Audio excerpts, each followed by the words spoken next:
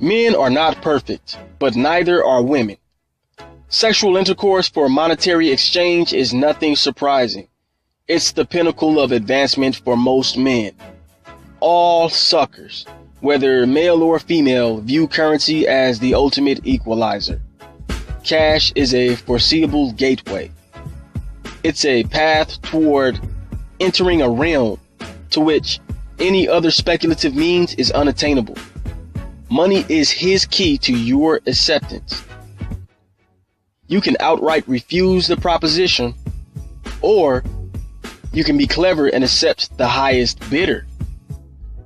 Whatever you decide, the realization must remain intact.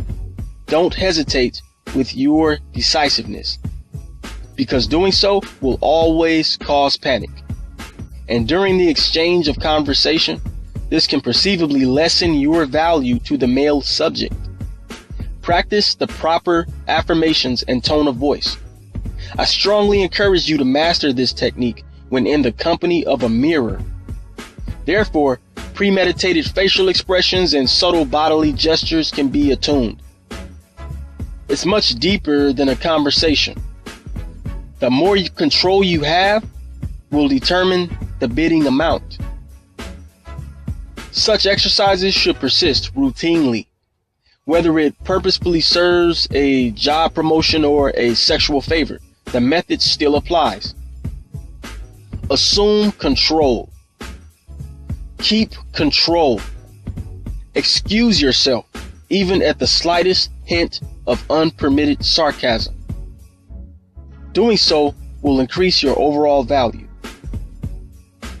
And I'm only referring to when guys like to mouth off. Always make a sucker work hard, because his pursuant nature will become your ammunition for going. His persistence only ensures your value. With every ticking second, he will accumulate more debt. Quiet as it is kept, his engagement is your insurance policy, because he realizes that his confidence dwindles at your mercy. That's when perhaps the most critical point of the conversation will occur. That's the bidding process. There's a strong similarity among the bidding process and an actual bidding auction.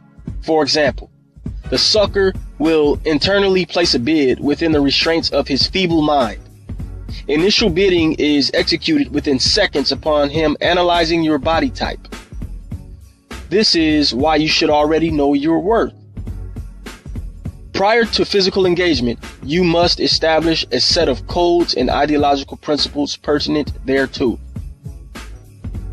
That's the art of conversation. It doesn't require the most cunning nor sarcastic remarks. It does, however, in any sense require an ability to be somewhat forthright.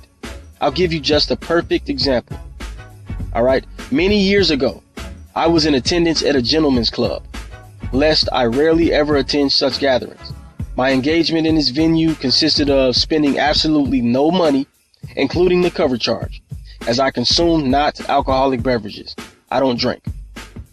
I was in attendance when I overheard a conversation between a male trick, or a customer, if you will, and a dancer, whereby the trick casually asked the dancer for a private dance. She agreed, but the trick wasn't satisfied, and in a typical trick-influenced manner, he advanced physically by uninvitingly groping the dancer's body parts. Do you know what the dancer did next? She politely took control of the trick's hand, firmly removing it. What she did next was just an ordinary day in the business of the sex industry. The dancer then explained to the trick the policies of the venue that restricted the touching of dancers. You know, sort of going through the motions.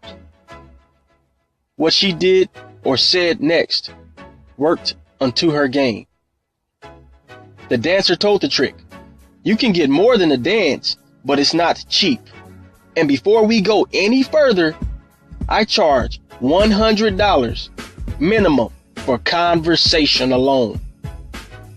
So it was no surprise to see a trick extract his wallet from pocket, reach into and grab a $100 note, thereby securing it in her garter belt.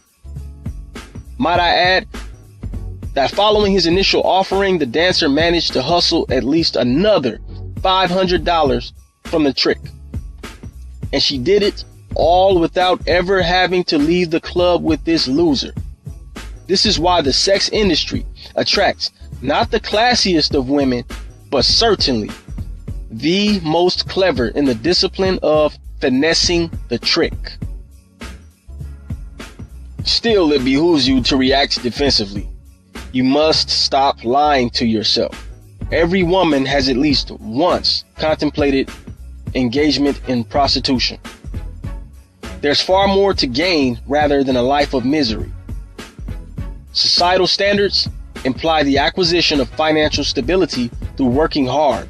Although hard work is required in virtually all aspects for success, cleverness is essential.